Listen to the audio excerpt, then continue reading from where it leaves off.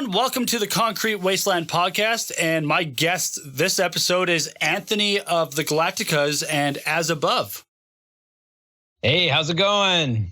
It's going fantastic. We were just kind of talking a bit, and as we started, we realized the majority of this is probably going to be good to just kind of go with. So you said you were laid off in March, but things are coming back and you got some reduced hours happening. So just that's a little bit of good news. So I figured let's just start with that for... Yeah, I mean, I literally got the phone call just like this afternoon. And like I'm a welder at a steel shop, and most of what we do is contracts for the oil sands. And those have been hit really hard by this pandemic and the price war between Saudi Arabia and Russia. So yeah, like my shop just kind of told us all for the first time. And it's like, I think it's been around since the 70s. And for the first time in its existence, it had to close the doors for a while. So It was pretty unprecedented. That is, it's ridiculous. No, go ahead. But like you know, yeah, they laid off mostly everybody, and then it got down to the very like last skeleton, like the skeleton crew. I've been with the company for nearly 14 years, so I had some really strong seniority that kept me around, and so it looks like I get to start working again, which is kind of nice. You know, I'm the stability is what I care about. That stability and just being able to like do stuff. I know a lot of people, this is not a life for them. Like I joke with some friends, like I've been self-isolating since I was 18, but for a lot of people, like being at home and being left to your own devices is not something a lot of people like past, weekend freedom. Like a lot of people like being able to go out and do something, be productive with their time and actively work.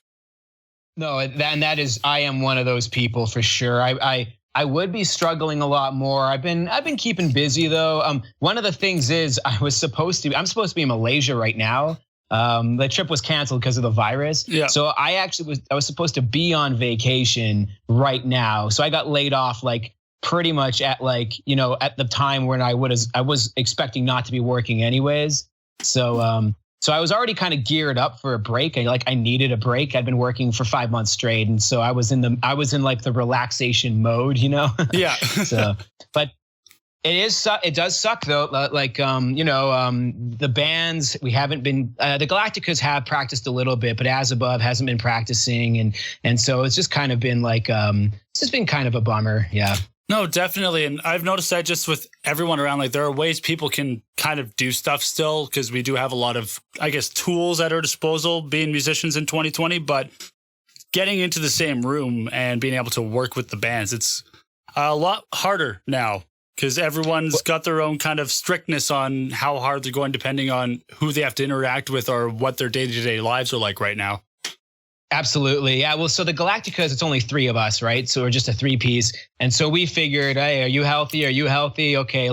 It's just you 2 guys coming over. We're going to jam. And so we did. We had a jam a couple days ago, and it was awesome. It felt so good to just be playing music. Like I honestly, it was a really nice change of pace from just like, I don't know, sitting at home and watching. I've been trying to catch up on some movies. I finally saw The Godfather for the first time in my life. So nice. That's a long watch. Yeah. But I did it. It's like it's one of those ones that everyone has to see once. So, but, working on I like to make cartoons, so I've just been doing a lot of that. So, dude, that's awesome to hear. It's great to hear that you found ways to be productive with your time and also enjoying that little bit of relaxation since it just happened that the world had to shut down at the same time you had to take a break. We're not gonna, yeah. If the world needs anyone to blame, it's you. Right, yeah. And it worked out so far so good. But like if this was to go on, like say I wasn't to be working again for like, I don't know, 3 months, I'd start going nuts. Like I really don't know how I would manage that, I'd go crazy. Oh, definitely. I found the times where I've been either on EI in the past and had those spans, those were always like, okay, I'm like a student now. What do I need to learn? And then buy X course or Y course there, and then down here as much as it'd be working. But then downside is sitting is a lot different compared to, actively moving. And like in the case of you, like working in an iron, like with steel and all that, you have to move all that shit too. You're actively like letting your body move. So that's the main thing. Well, I've been trying to I've been really trying to be mindful about getting enough exercise. Yeah. Just I have a treadmill, so that's been good. But my day-to-day life normally is quite active just because of my job, and so getting used to I've been sleeping so much, like it's been pretty good actually. I'm not used to sleeping so much. I've heard everyone's sleep schedules are just completely out of whack. Like I can't wake up early now. It's been ridiculous.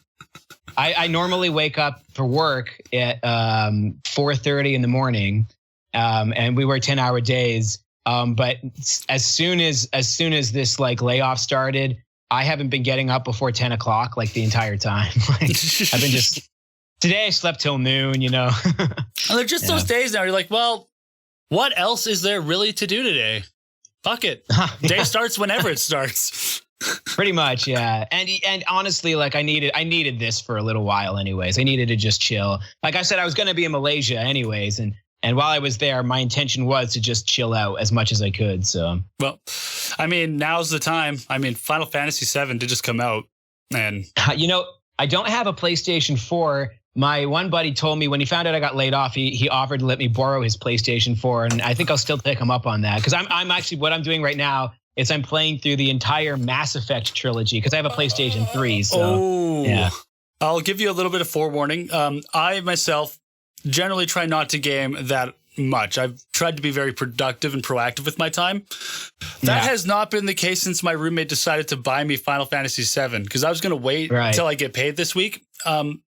I've banked 30 hours in 4 days. So, like, from what I understand, this is a remake, like a 100% remake of the original game from like 1997 or whatever. Yeah. So if you've played that game and you know the story, the environments, the characters, and the side characters, all of that gets flushed out a whole lot more. Like when the Sector 7 plate falls, you feel that because you've now actually interacted with what those communities would be. And when, like, say, Biggs and Jesse die, it's no longer like the one-off, Barrett's 1 and 2 are gone. That sucks. It's like, but we spent 2 hours doing shit. And now they make it a bigger deal or whatever. Oh, yeah. And there's more character connection. Like, you actually interact with these characters to actually get a feel for everything. How is the combat? Like, is it the same? It's very interesting. Kind of Crisis Core-esque in how it goes, but you can command your allies, like freeze time, be like, okay, you got your ATB charge, use this move, switch over, use this move, and switch your control characters too. So if you prefer to, like, you're in a fight where you just want to punch people. Okay, well, I'm just gonna switch over to Tifa and like command the others.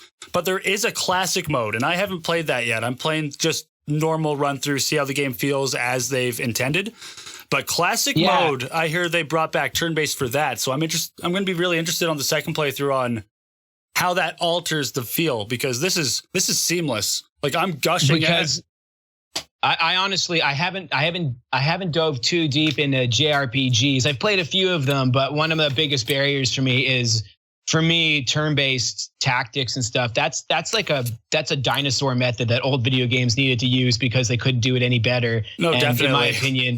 In my opinion, now there's no excuse to have to play it like that anymore. I feel like you shouldn't have to like wait your turn, But I know people like it that way. No, yeah, and it's definitely one of those games where I can feel fans of the old game, if they're true fans and just enjoy the story and the character and just how everything of that came to be, they're going to gush every 5 minutes like I did over small, minute details. You'll get to an area, you're like, oh, I can totally, like, in my mind, see what this was in the old game and how damn. How lucky are we right now to just be able to get something we've been yelling for 20 years? Yeah, and you know what really bothers me? So, like, I feel like there's two kinds of, like, how old are you? Excuse me for asking. I'm 27 going on 28. Okay, so like I'm a little older than you, but like around our age group, there was like two kinds of kids growing up, and there was the kids who had PlayStation and the kids who had Nintendo 64. Yeah, and generally, like around my circle of friends, anyways, demographic, our families didn't have tons of money. So you either had one or the other. Your parents would buy you one or the other. Yeah. And I got the Nintendo 64. So I grew up with Zelda. That was my RPG thing. My 64 is still upstairs. I got it Christmas 97. I rocked the hell out of that thing. Right. So I missed a lot of like the PlayStation stuff, but I still saw like a lot of my friends. I watched a lot of my friends play. Like I think I played through most of Final Fantasy VIII, like sleeping over at a friend's house for a few days. That's a hard one at first. Like that one. Yeah. Fun thing about 8 is I bought it at a garage sale, threw it out because I didn't understand the draw system mechanics, and then bought it 5 years later, wishing I could like slap young me upside the head, being like, "What are you doing?" But I was actually introduced. My introduction to playing 7 was actually the PC version because my uncle. When I moved from foster care to my grandparents' house, he gave me a computer and he's like, here's a bunch of games. And he gave me his copy of FF7. I was like, blonde dude with a giant sword? Yeah. What could go wrong? Yeah, so 90s. Yeah. So but like I'm kind of the same as you. I'm not a huge gamer really anymore. I just kind of go over the old games a lot. I haven't I don't have a PS4, so I just kind of like to this is my third run through of Mass Effect, the whole Mass Effect trilogy. When it first came out, I played it all three of them, and I did it again a few years ago. And this time I'm like, fuck it, I'm laid off. I'll just do it again. So, nice. Yeah. So, and then after this, I think I'm gonna do a Zelda game, and I'm not sure which one yet, but I want to play through another. Speaking of Zelda, I was gonna ask, since we were talking 64 and Zelda, which one do you lean to, Ocarina of Time or Majora's Mask? You know what's crazy, actually. The girl my girlfriend, she's really like kind of into artsy weird stuff, and she likes gaming, but she's never played Majora's Mask. And so I was like, you know what? Like, I think you would appreciate Majora's Mask.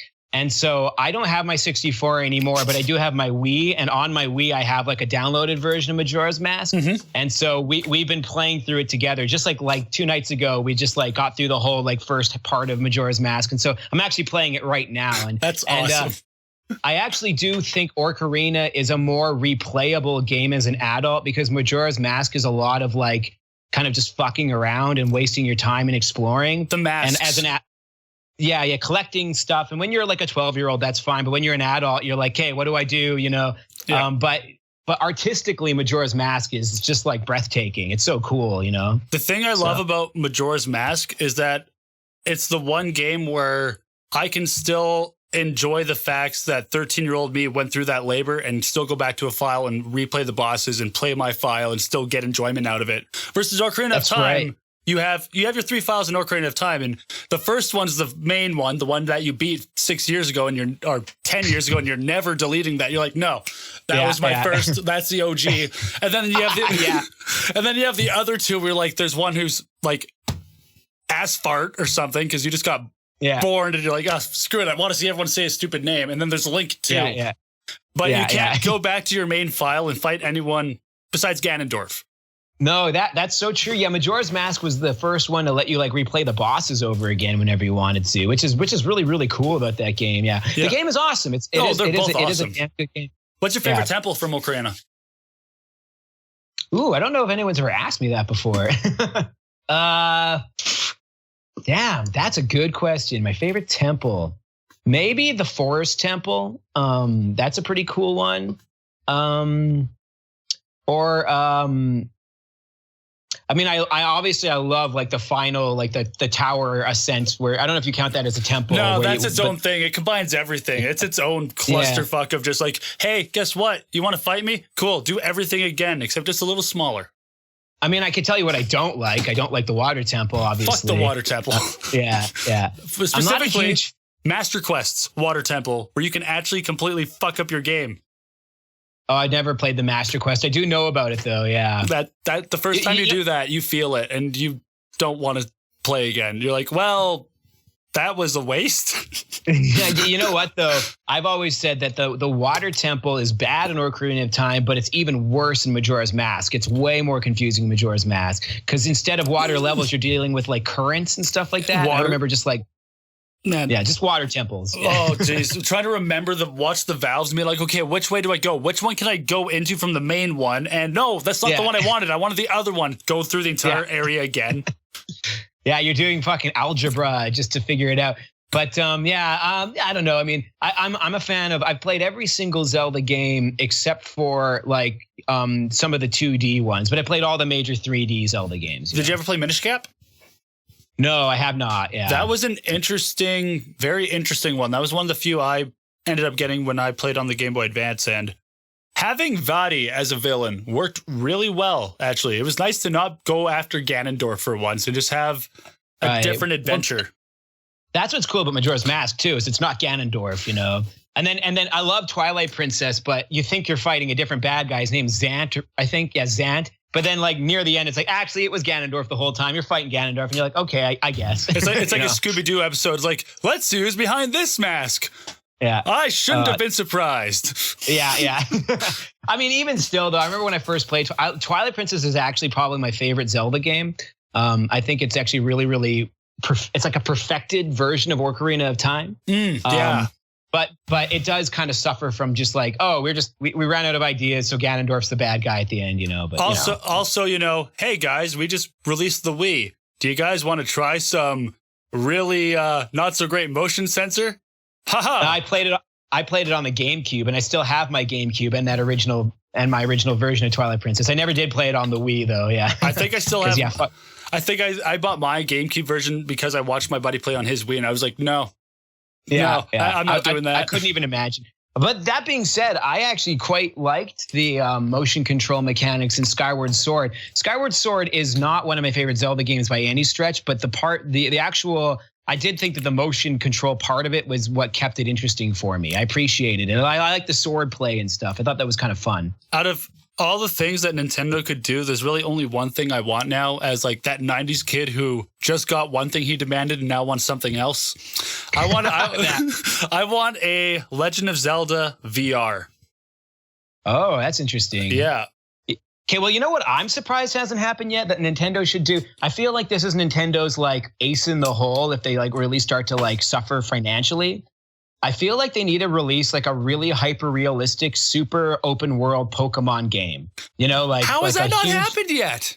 Yeah, I don't know why it hasn't happened yet. Yeah, like you know, like really like intense graphics, and also it's not turn-based. You can control the Pokemon physically in the fights. I think that'd be a cool change as well. What they need to do that, because this is how Pokemon works, is they need a TV show to work off that. And, you know, if they need a realistic kind of approach and a good budget to do so, just call HBO. You know, they'll jump on that shit. For sure, yeah. You want to do real-life Pokemon?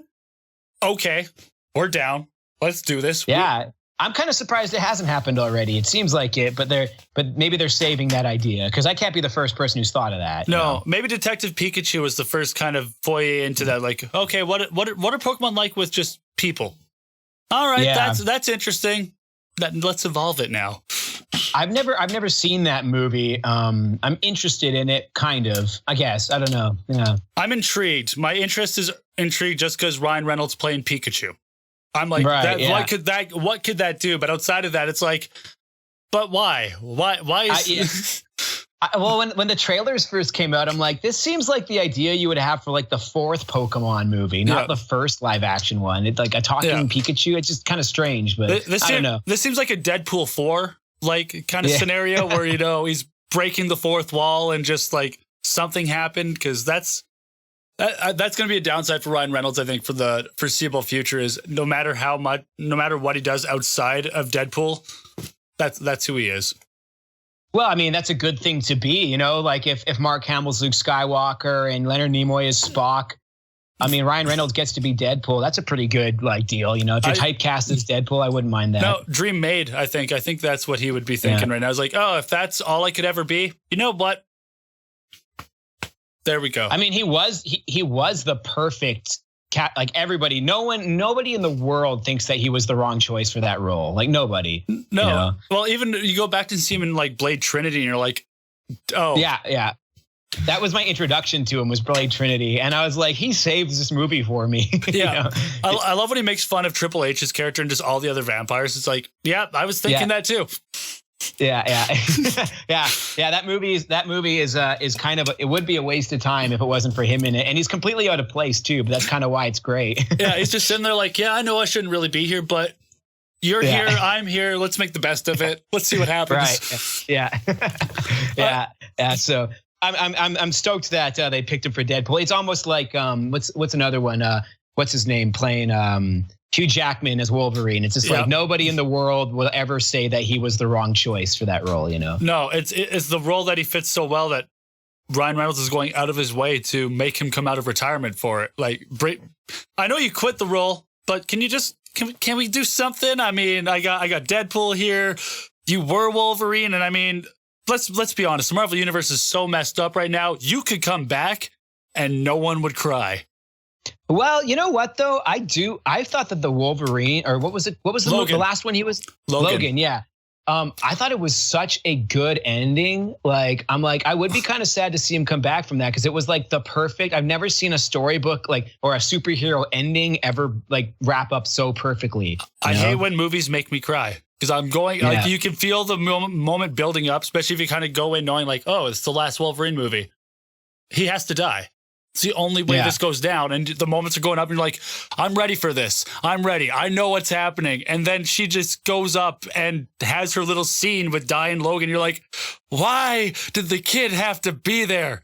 Don't pull at my emotional strings, movie. Fuck you.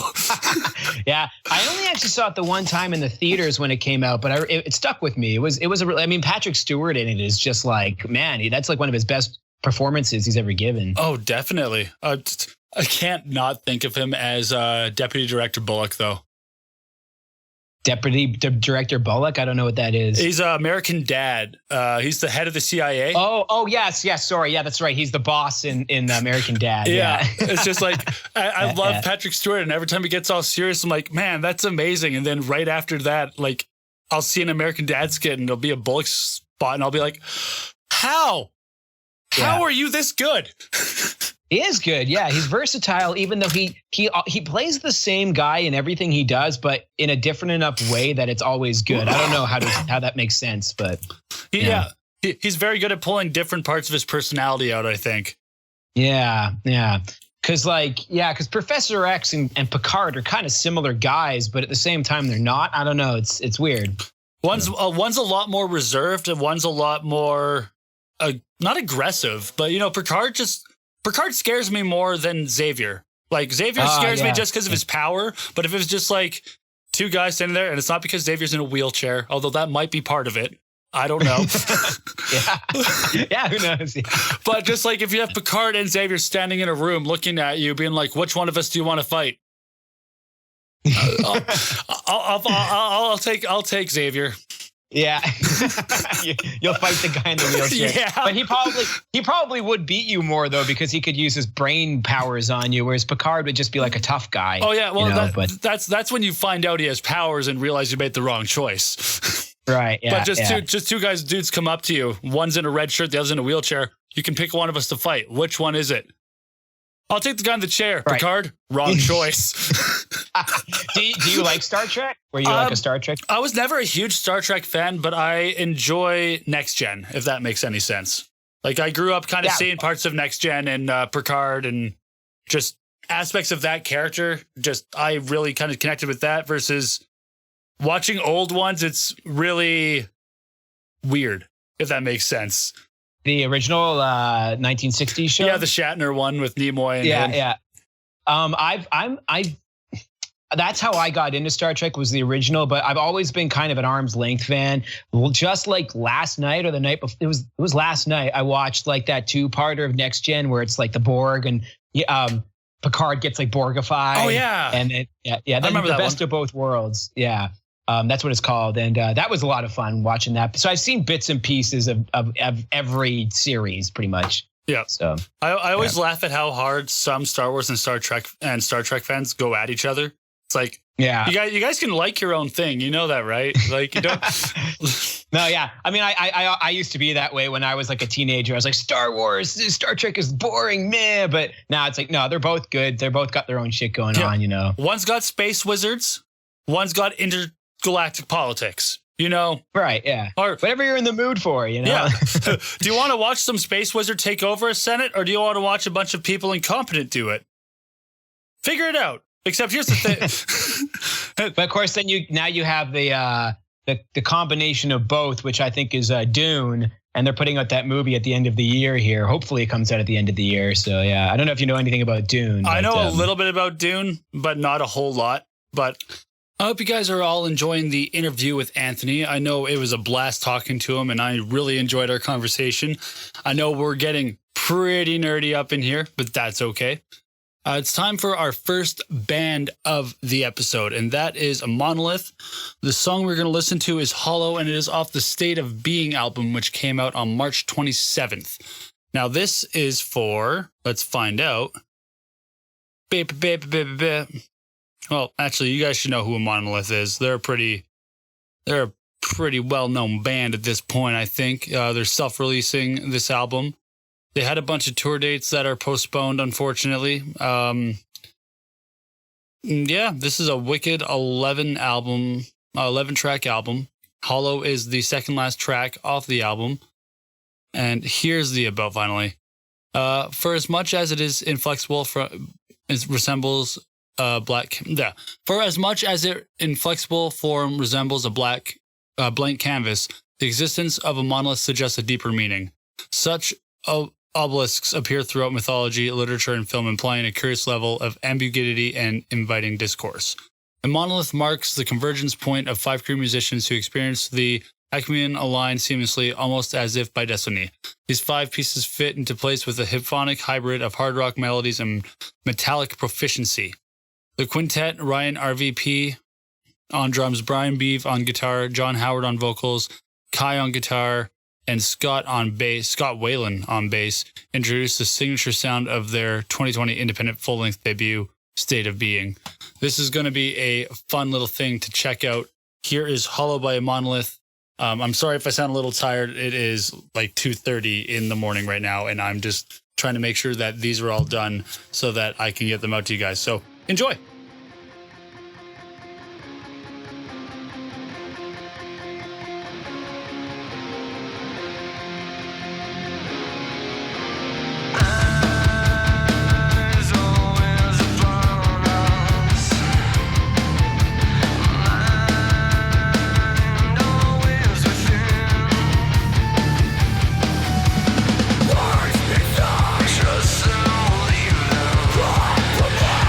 Instinct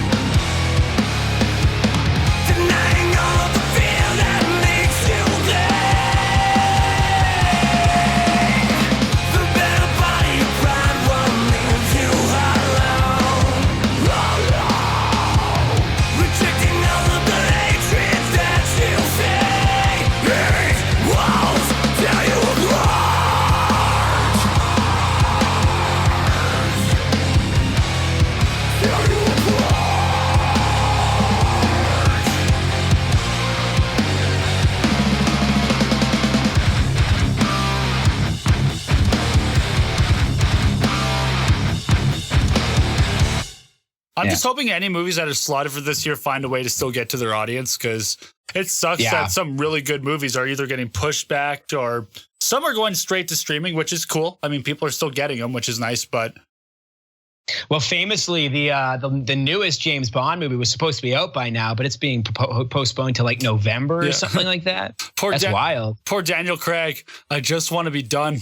I just want to be done. Yeah, I know he's wanted to be done for like 8 years now. You know, he's only been in, this is his 5th Bond movie, but he's actually been in the role technically longer than any other actor has ever been in the role. Because they take longer to make the movies nowadays. And he puts himself through such a physical like toll to maintain the stature that he does for that character. And it's sad too. Like, he really can't do anything else. Like, most of his life is spent doing the Bond character. Like, it's worse than Hugh Jackman with Logan. He could still go out and do other stuff. It was just like, hey, we got 3 other X-Men films. You want to do cameos? And he's like, that's all I really know Craig from. I know that he was like, I remember him being in like the first Tomb Raider movie. He was like the bad guy, like the Angelina Jolie one. And then he was in that new one, Knives Out, that Rian Johnson movie. I haven't seen it though, but he was in that movie. Okay. I didn't know about that. Yeah, I heard he was. I'm a pretty big Bond fan, so I've seen every single one of all of the movies. So I still have to see the new one. It got to a point where I just stopped going to movies for a while, and I'll blame The Hobbit. I will 100% blame The Hobbit. Like, why do you blame The Hobbit? It could have been 2 movies. We didn't need 3. Yeah, we didn't need 3. You're absolutely right. I don't think it could have been 1, but I think it should have only been 2. I think 1 would have been a bit overstuffed because that book does have a lot of shit that happens in it. It does. But 3 was just like, because I remember seeing the 3rd one and just not giving a fuck the whole time. I was like, I just don't give a fuck about any of this stuff. That was my vibe when I left like the theater for 2. I'm like, really? You end it right at Burning of Lake Town. Like, you don't end it with Bard taking out Smaug and then just devote the entire 3rd movie to the Battle of the 3 Armies. No, that's going to be the first 10 minutes and then more Sauron bullshit. Like, right. Like the 3rd one starts off with them fighting the dragon, and then he dies at the beginning. And I'm like, who thought it was a good idea to kill the dragon at the beginning of this movie, and then you just don't have a dragon for the rest of the whole movie? Yeah, it's like, why did you just kill him last movie? Like, why am I just waiting a year? Yeah, you're right though. They should have just done 3. And I'm a big fan. I love the original Lord of the Rings trilogy. I think it's honestly one of the only good one of the best things that came out of the early 2000s, like as far as blockbusters go. And The Hobbit was like, I was so geared up for it. I was like, I knew it was 3 movies there was going to be, but I still didn't care. I was like, I'm on board. Like I remember me and my buds, all my roommates, so we all like did a bunch of fucking pot cookies and then went to the theater, just fucking stoned as shit, and saw the first one together. Then we went and saw the second one together. And that's where we were kind of like, oh, I don't know, Yeah. Because I did kind of like the first one. The first one, I was like, okay, it's not as good as Lord of the Rings, but you had a little bit of hope, right? You're like, well, we haven't gone to Smaug and the Misty Mountain. The dwarves are a little weird. I don't get why the leader's not acting more like he was in the book, but movies, whatever. And didn't they have that weird fight scene at the end of the first one too, where the goblins and all them kind of like almost ran them down? They're in a tree, I remember, and like the trees and all the trees are burning, and they're like stuck in the tree, and there's the big wolves, and I don't remember. Yeah, I'm not sure. I just remember thinking, okay, like there's a lot of things I don't like, but it's still like in that world, and I'm feeling it. And then it was the second one. Like, what really bothered me about the second one was as soon as like Orlando Bloom shows up as Legolas and does a bunch of my God. It's like, no, A, he's not in the book, and B, he looks way too old now. Yeah, he looks way older, and it's just, and he's just doing a bunch of backflips, and it's like, check it out, it's Legolas. You remember him? Me. Yeah, that's where I was kind of like, oh man, these movies have lost their game. That's where I went from, because like I said, first movie leaving, I'm like, there's potential. I mean, like Fellowship was slow, so maybe the second one, Two Towers is great. Second one here. Peter Jackson doesn't let me down. Get to the second one. Why the fuck is Legolas here? Second part. Yeah. why is there a random dwarf elf love story being told? Right, yeah. The random love story too. But one thing I will give the second one is Smog is done pretty well. Like that's about as cool as you could have gotten him. Like the part with Smog is fun for sure. I think that's what undercut 3 for me when I left 2, because that was my thought too. I'm like, best part of this was Smog, and then within a few minutes, wow, third one's gonna suck. And I turned to my ex. You do realize he has to die in the first 10 minutes, right? Right. It's like, what do you mean? It's like they're going to open with the Battle of Lake Town because he's flying to Lake Town. Like, what are they going to do? Just randomly go back in time and tell another story for 20 minutes? No, the dragon's going to be dead real quick. And then they had to stretch like what was, I think, 1 page in the book, like that battle. Yeah. And they had to stretch it for 3 hours. Like, man, I admire their creativity there, but it didn't work out for them. I mean, at least in my opinion. I mean, the video game in the mid 2000s couldn't even make that battle longer than 40 minutes. Did you ever play that? Did you play that weird Hobbit game? I remember seeing it at Electronics Boutique or whatever those game stores used to be called. Yeah. And I'd always pick it up and like flip it around and be like, I'm interested in this, but I never really did buy good, it. Surprisingly. I got it as a gift from my uncle, and it kind of. Did you ever play the Fellowship of the Ring game that came out? Just like at friends' houses, but yeah, like I know what they're about. Yeah, it was kind of like that, except more cartoony. Like it had more of an animation style to it versus trying to recreate it, sort of the realist look of the Peter Jackson universe. So with that, actually, best way I can incorporate it, it's like taking the old Lord of the Rings animated TV movie that came out and turning that style into a prequel game. Well, that's what interested me about it at the time, because I was like, well, they're not basing this off a movie, because at the time the movies hadn't come out yet. Yeah. So I was like, okay, so they have to think of their own version of Bilbo, and like I was interested in how they would depict all of the stuff in their own way. So that's what intrigued me about the game, but I never did end up playing it. It was really cool. I definitely think if I went back and played it now, I'd probably get bored of a few of the traditional like collectathon kind of stuff. Those get a little droll after a while, but for the sake of what I remember story-wise and pacing, like it flowed really well, and the introduction of Gollum in the ring, from what I recall, like that entire riddle sequence was done really well. All right. So yeah, maybe it's worth looking at. I mean, I'm kind of, as a gamer, I consider myself a retro gamer, and so I love going back into like a bunch of like kind of forgotten games, and that's definitely one of them. So maybe I'll check it out. You definitely should. I think my personal favorite out of that era of Lord of the Rings games was Two Towers. There's just something about the progression, the feel, how well the characters moved, and honestly, cutting in scenes from the movies really helped, immerse you into the game as well. Like having actual scenes from Two Towers coming in to interject between chapters. It was like, damn, I think I'm going to play this game and then watch the movie and then play the game again and then maybe watch the movie again. Right. And of course, I think every Lord of the Rings fan is all unanimous in agreement that it's extended or bust, right? Oh, hell yeah. Yeah. Hell yeah. There was funny story, because we have definitely dived completely away from what I thought we were going to talk about, which is awesome, because this has been awesome just doing this. But I remember, when I first had pneumonia when I was in the 6th grade over Christmas holidays, my cousin got all 3 versions of the extended Lord of the Rings. So I spent my illness taking in all of that splendor, just being like, I don't care if I can't move, I'm watching all of this. And it was beautiful. Usually I don't like, I find that director's cuts and extended cuts, I find that they ruin the pacing of the movie. So usually, like, for instance, like the movie Aliens, like I just watched the theatrical version. I find that the extended scenes just slow it down, ruin like there was a reason why it was edited the way it was edited. And that's pacing. And so usually I don't like watching like extended versions, but Lord of the Rings, I think that it's all necessary. Just because you're already strapping yourself in for a long movie, so you might as well just go the whole way. It's like, yeah, do you want every detail? You should have every detail. Just take it. There's one. It's Middle Earth, Exactly. Do you have any idea how vast this is? We have to cover 3 or 4 different countries. Like, let's just take it all in. That and seeing Saruman's death, like the full extent of Saruman's death, like that is So much more gripping. awesome. I love it. Yeah, because that's not in the original version. Seeing him like plummet onto that big spike. No, it's not. You're just like, oh, he's dead. Cool. It's like so metal. He's just like, and you're like, that's Christopher Lee. Yeah. You know he loved filming that scene. Wait, it's my death scene? Yeah. How epic can we make it? Well, I am a... Yeah, you gotta love Christopher Lee. He really was enthusiastic about like all the shit he did, you know. He's such a cool guy, you know. He's honestly the only reason people remember Attack of the Clones.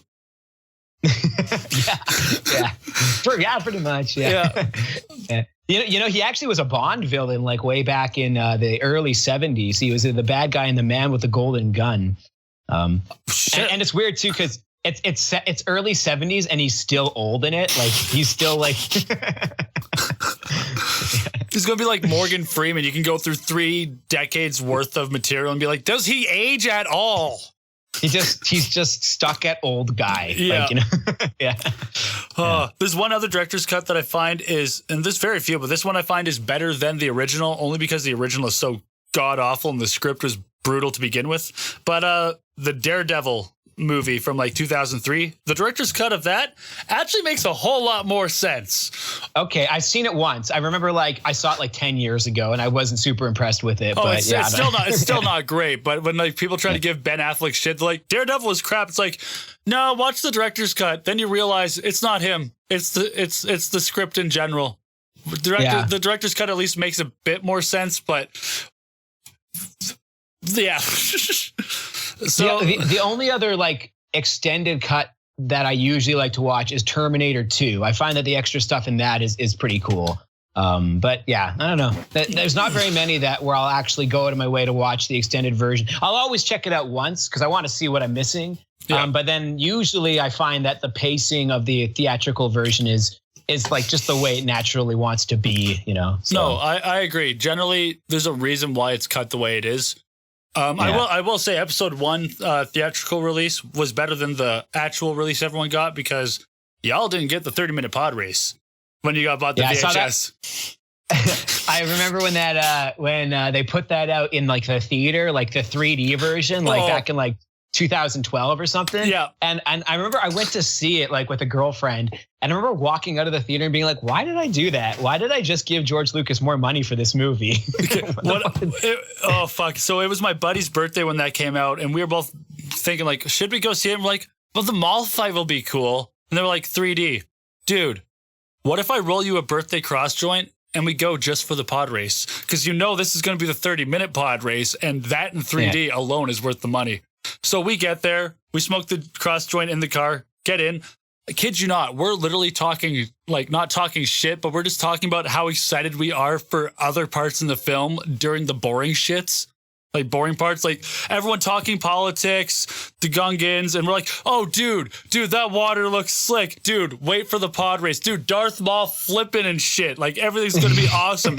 Everyone around us, you know what? I think that the Phantom Menace is my favorite of the prequel trilogy. That's my like dirty little secret. I find it feels the most like a Star Wars movie. Yeah. It's got like, I actually think Jar Jar Binks is awful, but I don't think he's as bad as Anakin. I think Anakin is like what makes that movie abysmal. Like I could almost ignore Jar Jar Binks most of the time. I'm like, he's a goofy character. Fuck it. He doesn't really do anything to ruin the movie. No. But Anakin is like, you're supposed to think he's like this important guy, but he's this annoying little kid. But the movie itself, pod racing. Yeah. Are you an angel? No. Yeah, but I find that the actual like flow of the movie feels the most kind of adventure rompy, and the pod race I think is pretty cool. The mall fight is great. So, whereas the other two I find they just suffer a bit too much. They don't feel as adventure-y for some reason. I don't know why. I feel there were 2 main issues that led to the prequels not being as good as they are. The first one was focusing on Anakin and not Obi-Wan. Because the story should have been how Obi-Wan failed Anakin, not how Anakin fell to the dark side. And then the second was, back in Phantom Menace, why the fuck was he sent to Naboo? Leave him with Palpatine on Coruscant. Start planting those seeds right there. Like, have Palpatine just look after Anakin while everyone goes to Naboo to deal with the Trade Federation. And then now you have a bit of a fatherly figure there. And it's still some kind of rebellion between Obi-Wan and Palpatine, because when he finds out Qui-Gon's dead and Obi-Wan's his master, he's probably going to talk to the old man that's been looking after him for the past 2 weeks, who's now running the entire Galactic Senate, being like, here's some advice for you. That's interesting. I never really heard of anybody bring up that point. It would have been better to focus on Obi-Wan. The one thing that I've always kind of thought was, why did you start with Anakin being 9 years old? You could have just started when he was like 20, like Luke, just started when he was a young adult. Yeah. There's no reason to do that. And George Lucas did it because he wanted to get more kids involved. And on a story premise, that sounds like the start to Obi-Wan's story, not Anakin's. You start with the apprentice and his master. You have him constantly going against his master's wishes, trying to figure out what's going on, only to then at the end have to avenge his master's death and also now take on the burden of trading the dude that his master was going to take on after he graduated. Like, this sounds a lot like the story of Obi-Wan Kenobi, not Anakin Skywalker. Anakin just kind of seems like the tag along, and now get to 3 if we spent 2 focusing on that more than we did on whatever 2 was about, because it's still really hard to figure out what the fuck they were trying to do there. But but then you get to that fight between Obi-Wan and Anakin, where Obi-Wan's yelling at him as he's on fire that you were my brother, I loved you, blah, all this crap. It's like, that holds a lot more weight if you tell the story about how you actually failed him. But all we got was movie 1, you lose your master after training a boy. Movie 2, kid doesn't listen to you, but he does exactly what you do. And oh no, war. Oh no. Movie 3. What happened? Oh, I don't know. He went to go see someone, and then he came out with burning eyes and killing kids. It doesn't flow very well. And I saw those movies when they came out, and I just remember like coming out of Attack of the Clones and just being like, I think I might actually not like a Star Wars movie. I think that's actually possible, Yeah. I Revenge of the Sith definitely kind of restored some faith. I still think it's a pretty flimsy movie, but it was a step up. Had a strong opening. After the first 2, it had a really strong, fast opening, which I think set the tone right away. Actually, well, I think that the 2 best openings Star Wars has is the best one is A New Hope. That opening is they've never topped down. it. No. And then Revenge of the Sith is second best. The opening of Revenge of the Sith is really good. They've never really quite been able to pull off anything quite as exciting as those 2 ever since. No, I like the way Empire sets its tone at the start. Like being the middle piece between the 2 you described, where it's got a really cool introduction piece in 4, and then in Jedi, we're kind of jumping into like, oh shit, so this is what we're dealing with. Like, we're back on Tatooine. That was quick. Yeah. But like Hoth, like setting that tone of like, all right, so what's happening? Oh, the Imperials are coming to a snow planet. Why? Oh, it's the Rebel base. This doesn't bode well. They're all evacuating. Right. Shit. Yeah. Well, yeah. I mean, the whole the Hoth Battle of Hoth is like one of the best moments of all of cinema. I as somebody who really loves special effects and stuff like that, the AT-AT stuff is just I'll never get tired of watching that whole thing. No, that's probably my favorite scene of all of Star Wars is that Hoth battle. Like everything to encompass around that to me what really screams what Star Wars was at its best. Like really great special effects while still dictating a story when there doesn't seem to be a whole lot happening. Like there's a lot that happens in that battle. Like just quick off the gun. The bass player from the Galacticas, Mark, he argues that he doesn't think Empire Strikes Back is a very good movie at all. He actually thinks it's not. He never wins this argument against anybody, but like, but we get into it all the time because I think it's the best Star Wars movie. I think most people do think it's the best Star Wars movie. But he always tries to argue that the storytelling in it isn't very. He says it's a bunch of side plots and there's no main plot. That's how he always puts it. He thinks that he thinks A New Hope is the best Star Wars movie and Return of the Jedi is better than Empire Strikes Back. So, I mean, people can have their opinions. They can also be wrong, but they can have their opinions. I don't know what he means. I tried to see his point of view, but it's tough. The only thing that it's a damn good movie. The only thing that maybe get confusing for some people is the pacing and timelines, but everyone's like, oh, well, but they were only on Bespin for a day. It's like, no, this is like, think about it. They traveled from Hoth to Bespin without light speed. Yeah, no light speed. Would have taken a while. Yeah, under the Empire, like the Empire's radar the entire time. Like, they took a while. There's a reason Han and Leia were starting to look at each other rather fondly. They were stuck for a while. That's true. Yeah. Yeah. I mean, I guess they could have done a better job at conveying that, but like, whatever. I don't know. You want to keep the pacing. You want to keep the excitement up. So you don't want just a bunch of scenes of them fucking around playing with the chess game, and stuff like that. You want to keep things moving. Or when we didn't need a bunch of like crawls going 5 days later. Like, no, we get it. It's been a long time. Look at Luke's clothes. He came in one garb, but now look at him. Like, yeah, that's right. Yeah, yeah. So I don't know. I mean, you can nitpick it. I mean, it's Star Wars. You can tear it apart at the seams. Any single one of those movies is just there's threads hanging everywhere that you can just rip. Especially in the new ones where you're like, what's all of this? Yeah. Yeah. Oh yeah. You can. The new ones suffer from them pretty particularly bad. So do the prequels. They're all at the end of the day, it's space wizards doing backflips. Exactly. I think the main thing that suffered for the new trilogy was simply just not having one cohesive writer. Don't give a bunch of different people scripts and be like, you write your own chunks of film. Don't worry about what other people were doing, because then that leads to a retcon. I like the new movies a lot, actually, but that one big flaw that I'll always admit to is that, yes, they didn't plan it out properly. And it's very obvious when you watch them. You're like, yeah, they didn't know what they were doing. Finn repeats his arc every movie. Yeah. Finn does the same thing. And it's like, I was so hyped to see him in the first movie, especially when he wielded the lightsaber. And you're like, hold the phone. He did what now? That's cool. And then episode 8, he rehashes the exact same arc, and then episode 9, he rehashes the exact same arc, and we're like, what's going on? That's true. Yeah. There's lots you can complain about for sure. The visuals were great, though. I will say that's the one thing they had on point. The story of Kylo Ren and Rey was the most important part, and that was done well. So that's what that's why I like the movies, is because the main story they were trying to tell was told. Yeah. But there's all sorts of things that suck about why they didn't.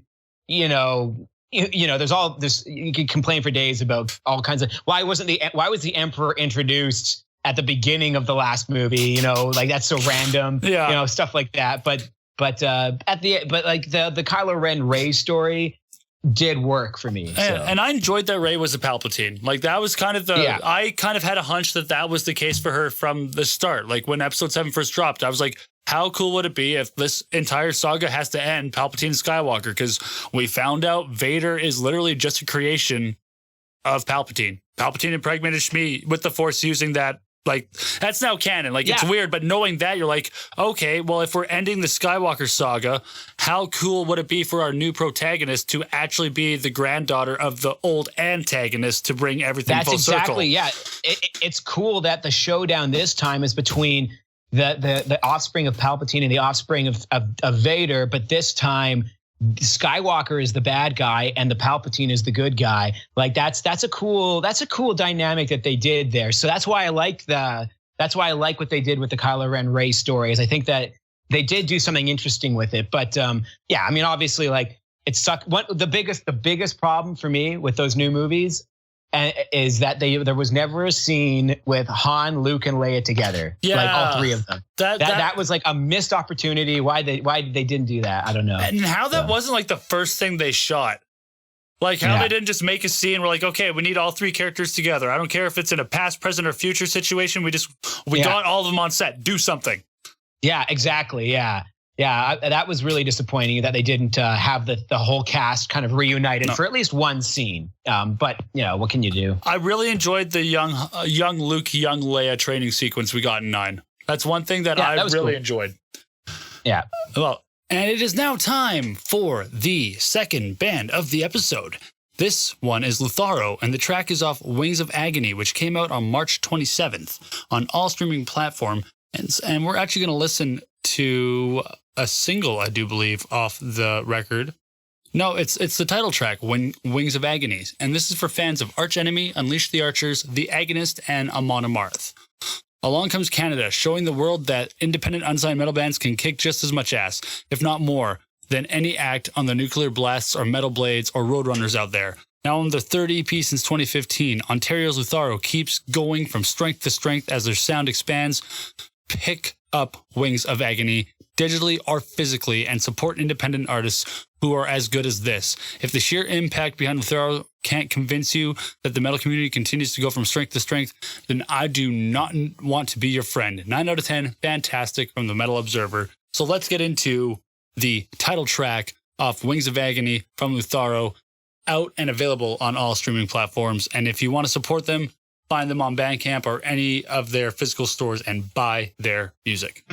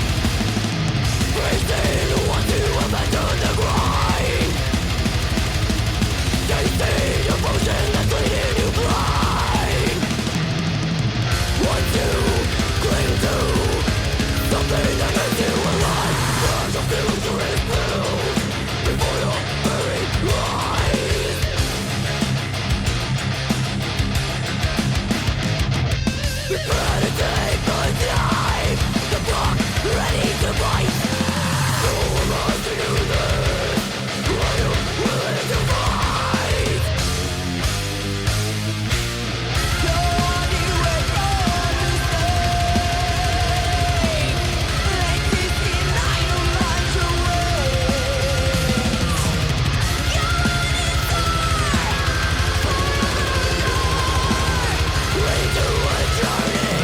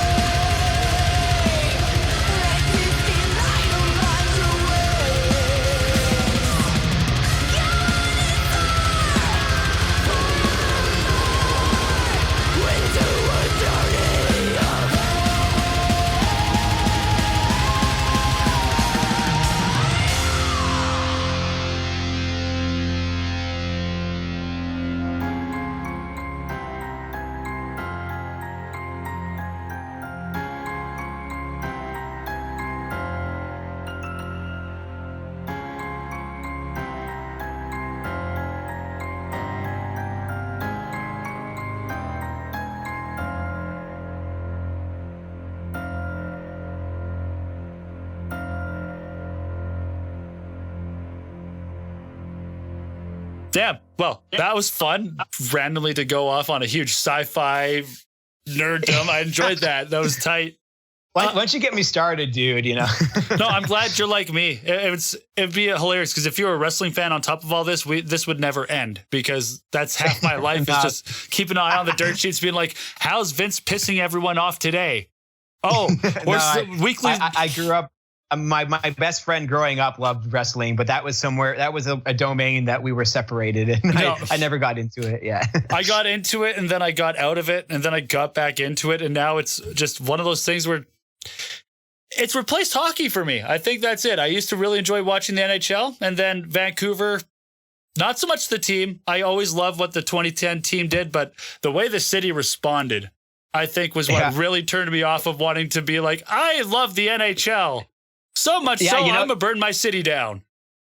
In a way, though, it's kind of cute because it's like, what do Canadians riot about? Oh, when our hockey team loses, we destroy our city. I actually went on tour right that week. Like me and my old band Black Earth. We played in Vancouver like 2 days after all that happened. And we walked around, like we had just explored, and like all these storefronts were smashed. And just like it was and boarded up with big plywood pieces. It was pretty cool to see it, you know. Yeah. But yeah, just ridiculous that's how Canadians, that's how they riot, you know. Over I hockey. know, right? It's like, and just how like the city was reacting beforehand. Like I remember the main gripe with everyone in that like kind of Vancouver area was bitching at Luongo for not being able to win, even though he had one of the highest save percentages in the game, and defense, you know, is a huge part of the game too. But I love when people like to just pick on one guy and then just make him feel like shit and crush him. And then during the playoffs too, like don't wait till after you've lost. No, let's shit on our prized goalie for the entire series, because that'll encourage him to perform better if the entire city just shits on him for the last week of this playoff drive. And then he let in the one floof goal in the second period. And I was like, okay, I'm turning this off. We lost. And I don't want to look at social media because I do not know what things are going to turn into. 2 hours later. Oh, I guess we're doing that again. Good to know. Good to see nothing's changed in 16 years since the last time we lost. That's good to know. Right. But yeah, no, I didn't. I used to watch. I used to be an avid fan of the NHL. But then I discovered punk rock, and that was that. You know, it was about 2000 when the Flames had basically the end of my my love for hockey kind of ended when the Flames like had that big loss in 2004 where we against Tampa Bay. When you should have won in Game 6. Yeah, it was hard for me to go back to hockey after that. So I picked up a guitar and started a band. That's fair. Well, what's funny too is after that there was the lockout, so there was no NHL for another year. That probably helped too. Yeah, that's right. That was right before the lockout. Yeah. No, and that's funny because I definitely same thing. I was already kind of playing music, but once the Canucks lost that last playoff run, I was like, okay, cool. Well, this lineup's never going to win. They had a good run. I'm out. See, let me know when we get close again. I'll pull out the old jersey. Fair enough. Yeah. But so let's just briefly run into some stuff because I know you I'm not sure if you have stuff to do tonight, but we could probably go on forever. Before the pandemic happened, what were some things that you, with the Galacticas and As Above, were kind of gearing up and getting ready to do? Like, were there any plans that you guys had made? And I guess, what were your guys' 2020 supposed to look like? Yeah, right. Like, well, it actually was almost serendipity in that I was supposed to be going to Malaysia, so I didn't book anything for the month of April for either band. So not too much got canceled immediately, but the Galacticas, we just finished recording an album at Echo Base, and everything just like I actually got the final tracks yesterday, and so we're gearing up to release it at the Broken City on June 12th, and that has been canceled now because Trudeau says that all gatherings have to be canceled until the end of June. So that was canceled. The Galacticas are doing a tour in July. And I don't know if any of those dates have been canceled. I imagine maybe a couple of the bars that we're supposed to play at might not even be in business by then. Yeah. So I'm not sure what's going on there. As Above was supposed to play at the Ship and Anchor with Woodhawk. Do you know Woodhawk? I've a few people have brought him up a few times. Like they seem like they're rather popular. I think you like Woodhawk. They're pretty heavy. They're a cool band. I'm gonna write them down here actually. Yeah, they're popular. A lot of people like Woodhawk, and we were supposed to play their tour kickoff party at the Ship and Anchor just like last week or something, and that got canceled, obviously. So that's been rebooked for sometime in August, which is optimistic. So hopefully things are up and going again by then. But yeah, but luckily I didn't have to cancel too much else because I had booked this month off for my trip. So but yeah, it sucks that the CD release will probably have to be pushed back probably until the fall, honestly. I don't know. It's going to be hard finding another time to book it, It's going to be hard for a lot of bands to kind of, like anyone that's rescheduling tours, because I know a lot of bands are even planning to basically cancel their summers right now. Because some projections are saying that we might not even be able to do like normal shit until after summer. So like even if businesses open, gatherings of more than 50 might still be banned. Which that hurts all of us. But on the other hand, like safety is safety and we get that. But come fall and winter, there's going to be a lot of bands looking to be playing. And so there's going to be another level of coordination. Like I know I've talked to a few promoters and like I've been kind of saying like it might be good for us to like any band that talks to us, also get them in contact with any other band that talks to us around for the same time, because maybe a lot of them should look at like making super bills and super tours and just instead of having a show every day and possibly burning out the market right away, just like create super bills and make sure that they're still set at an affordable rate and you can get more of those done. The only problem is when, like, like when can we even plan for something like that? Like, can it be August or will it be fucking October? Who knows? Yeah. So, because I really want the CD release. Like, I want that to, that needs to get booked. We just spent we spent our entire years of gigging, all of the money we made gigging from 2019. We put it all into the album. And so, we want to release this thing, and I want to have a proper release party. I'm not going to just release it online and say, "Hey, everybody, check it out." Like, it's got to be a thing. So, no, I agree. I don't know. But like, it's not like some people got fucked over way worse than I. Do you know the band Belvedere? Yeah. So they booked a European tour and paid for the flights, put about 10 grand down on the flights, and they're still apparently fighting to get their money back. And their whole tour got canceled. Like, that sucks. Like a European tour. That's a huge hit. So I can't complain too much. No, and it's good at least seeing that some bands are trying to do stuff. Like you said, the Galacticas got together. I know you said As Above isn't, but I'm pretty sure you guys are still like keeping in touch in one way, shape, or form still. We actually think we're going to try to jam maybe next week. We're gonna just say fuck it and get together. I think one of the members isn't comfortable with breaking quarantine like that. And that's fine. Like, but I just want to shake some of the dust off. I just want to tighten up a bit, because I mean, like, I play guitar at home, but it's not the same as just jamming with a band, So. No, it's not. But even if, say, someone does stay home, it's really easy for someone to find a way to keep them up to date if anything does happen, like say anyone writes anything. And it's really easy to communicate stuff nowadays with just everything that we have at our disposal. So at least this isn't say the 80s. With something like As Above, the part that I think is just, if it was just me, like the rhythm section that could get together, that would be enough, because the rhythm section in a band like As Above, it like a lot of weird time signatures and kind of weird shit is it's just important keeping the rhythm section tight. So if I could just get together with the drummer, since I'm the rhythm guitar player, it'd be nice to just get together with even just the drummer and just like, keep everything tight together, because I don't know. No, definitely, because you guys, once you guys get to playing live again, which is what we're all gearing up for, at some point this is going to end and we will get back to. One second here, I lost my guest. But yeah, like I was saying, like at some point, this is all going to end. We are going to find our new normalcy. There are obviously going to be changes. Like some things are going to change because of this. Is just how pandemics shape societies. But playing live is going to be something we all do again eventually. And so on the case of like the rhythm section for you, keeping that tight is a good way of just making sure that once you get to that point, you're as prepared as you can be.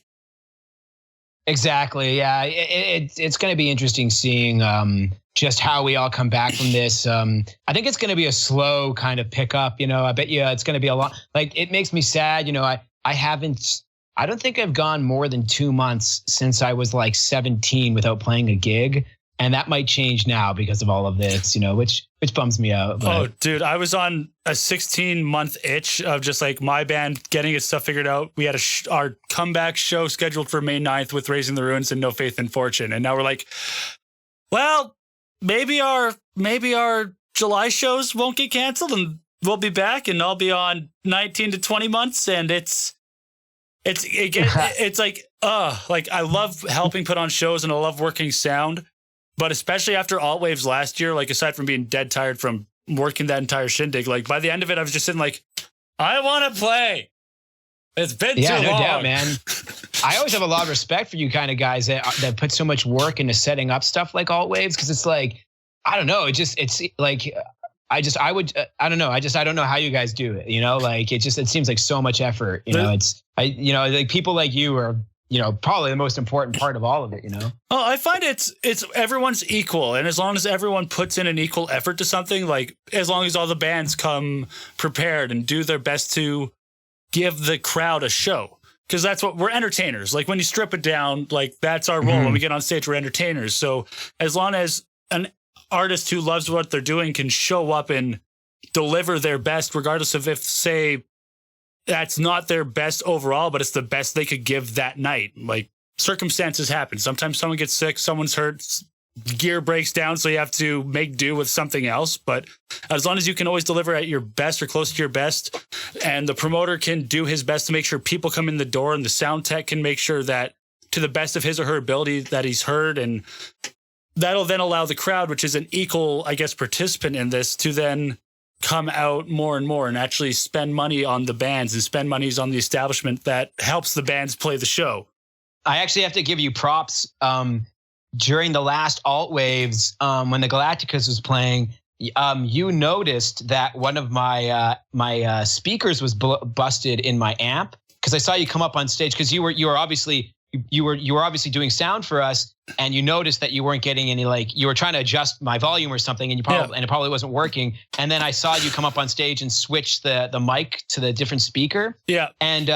And I didn't know that it was busted at the time. So I was like, why did you do that? Like I saw you do it behind me, but I was playing. So I was like, whatever. I mean, he's a sound guy. Yeah. And then after I took it home, I was like, oh shit. Like, whereas a lot of sound guys, I don't know. Like, I think they probably wouldn't have even bothered. They'd be like, I don't fucking know what's going on. a lot of sound techs I find just get complacent. Like, I know there are some shows, like I've done like local gigs where maybe I'm doing a bare minimum setup, where it's like, okay, well, I know this band. I know what I can and can't get away with. Set the faders, go outside, relax for a few seconds, let the ears have a break, go back in. But that should never be like how you execute everything. Like, that should only be like, okay, I need to take a 5-minute break. I'm going to be complacent just for right now, make sure everything sounds good, make sure there's no issues. And then when I come back, I'm probably going to hear something and I'll deal with that later. But it should never be like start to finish. I don't care. You guys sound all right. Whoops, slipped my mic. But you should care as much as the band, because in a sense, you're the additional band member, because without you, they're not being heard. So it's your job to make sure everyone's heard and that they sound how they want to sound. Well, also, if the band sound bad, then the people aren't going to be having a good time, and the people will leave. So you have to do your job. Yeah. And I have met a lot of, like sound guys, it's always one, you're flipping a coin. They're going to be shitty or they're going to be good. And like I have the good ones memorized, like, for our CD release party, the Galactica CD release party, I had requested specifically, they have a few different guys that run the sound at Broken City where it was booked. And I was like, it needs to be Connor. Like, I know Connor, I trust Connor, and you just, as the more you gig, the more you just know who's good and who's bad. And, Definitely. And that comes into just like practice, and again, same thing that bands put in for the audience, just making sure that everyone's enjoying themselves. Like you said, making sure the audience can hear the band and the band sounds good, because then they're enjoying themselves. And when it comes to a live show, the band ebbs off the crowd and the crowd ebbs off the band. So if as a sound guy, I can't make sure the band sounds good. I just fucked up that entire connection. Mm-hmm. That's it's very important. So I just remember that like at Altways when you like took the initiative to switch the mic over, because I just know that there's a tons of sound guys that wouldn't even have thought of to do that. They'd have been like, something's wrong, fuck it, fuck it, we'll get it next set. Yeah. So yeah, it's just kind of cool. So I don't know if you remember that. No, I do. That was a long 2 days, but I remember every instance of it. There's some moments where there's definitely blurs, but that's more so like. Those are the moments where I left the soundboard to try and go and just have a quick 5-minute break where I'm like, faders are good. Cool. Mason. Yeah. This is the bass fader. If something goes a little meh, this is the one that comes down, because this is right. Or whichever one I was like, which one am I monitoring? That's the one that keep an eye on. I'm going to go to the back and, have a quick hoot, maybe give the drummer a pat on the back and be like, you're doing great, man. Yeah. I've never run sound, but like I don't know anything about being a sound guy, but often the Galacticas, we bring our own PA on the road because we play these, like, we just played like Revelstoke, where they don't have any proper equipment. They don't have a sound guy. So we have to like do basic bare bones. Like we don't mic the drums or anything, but like just the vocals and maybe the kick drum or something. And just basic like rudimentary skill on the soundboard. But like when it comes to like a festival, like I don't know how you guys, like it just, there's so much shit going on, That was my first time working that board in that kind of environment. So I was learning every set. I wanted to originally, because I was filming a lot of sets, I originally wanted to try to track the audio to my laptop. And I figured out where I fucked up as I was bringing the mixer back to the audio company that rented it to me. But it was like, nope, couldn't figure out in the first 2 bands. Fuck it, not even trying. We're going to make sure everyone sounds good. I'm done fucking with shit. Versus all I had to do was like switch to each individual send bank and then put one fader up in each one to send an output to my laptop. But right, the small things you figure out in hindsight, where you're like, I'll remember that for next year. I'm just not a tech guy. I've been a welder. Yeah. I burn metal for a living. So any computer stuff, like even just getting this messenger recording thing was like, best way I can put it, it's like if you're looking at your guitar amp and you have your clean setting and your dirty setting, and it's a flick of a switch to switch it. I didn't flick the switch or turn up the gain knob. Right. Yeah. So it's always something stupid, right? It's always something stupid. Yeah. But what are some things that have through this pandemic that you or your bands have kind of had to have thought and reassess, sort of like, what are some things you guys have had come to mind that you're like, well, maybe something either needs to change or adjust, maybe not for the band, but just the underground music industry as a whole? Because we found out really quickly how easy it is for this thing that we do to get taken away from us like that.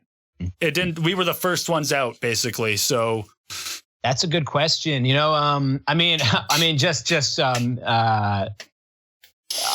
at face value, since this is postponed a lot of things, the Galacticas album is short because timing and money. But now we have more time, so we might make it longer. we might try to write some music and make it. It's only 8 songs. We might make it 9 or 10. But beyond that,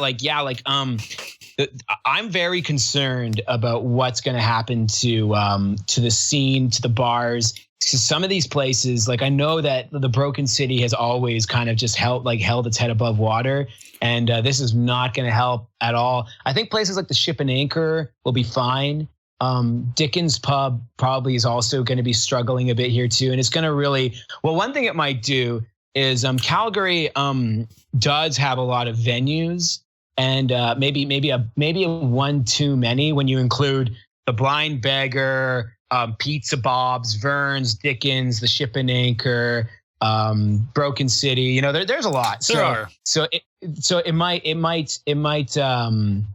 it might kind of course correct that a little bit, and I don't know, weed out the weaklings. As much as I hate that, because if you're a bar and you let bands play, like you're already my favorite place. Like any bar that lets bands play, like I love you, just because that's not something, that's a financial risk, letting bands play in your bar. So it's hard to go anywhere just to get a gig. Like most places, if they have live entertainment, it's usually DJs, because their goal is to get people dancing and drinking, versus we're like, well, we use instruments and people still like those.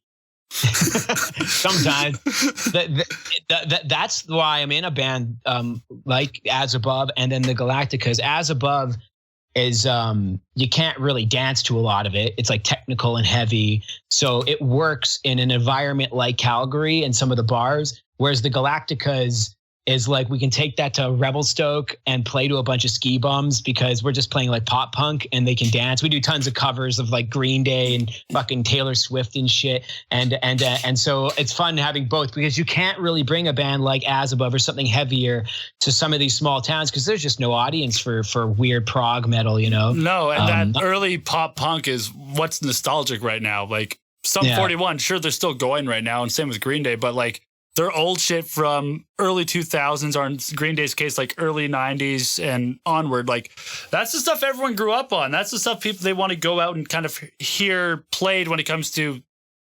heavier music, because that's probably as heavy as they got. Yeah, I mean, I grew up, I actually was into metal before I was into punk rock. So I kind of grew up with metal first. Well, that's cool.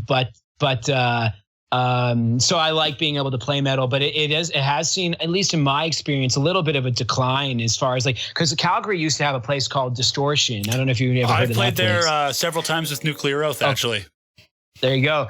Well, it's gone now, right? Yeah. Distortion closed down. And there hasn't really been anybody to pick up the slack as far as like a metal bar goes. Vern's has always kind of struck in me as that place. Like Vern's is kind of the last bastion of where you can still see like, you know, like a full, like where you can see like a black metal show, you know, where it's all black metal bands. World Class White Trash with Without Mercy and Megiddo, like the very last World Class show. And I went there and they had black metal. I think Death God actually played that show, I think. So they had like Death God, Megiddo, Without Mercy, World Class White Trash. Thinking back, yeah, I really can't think of any other venue aside from Distortion, had it been active at that point in time, that would have been able to put on that show.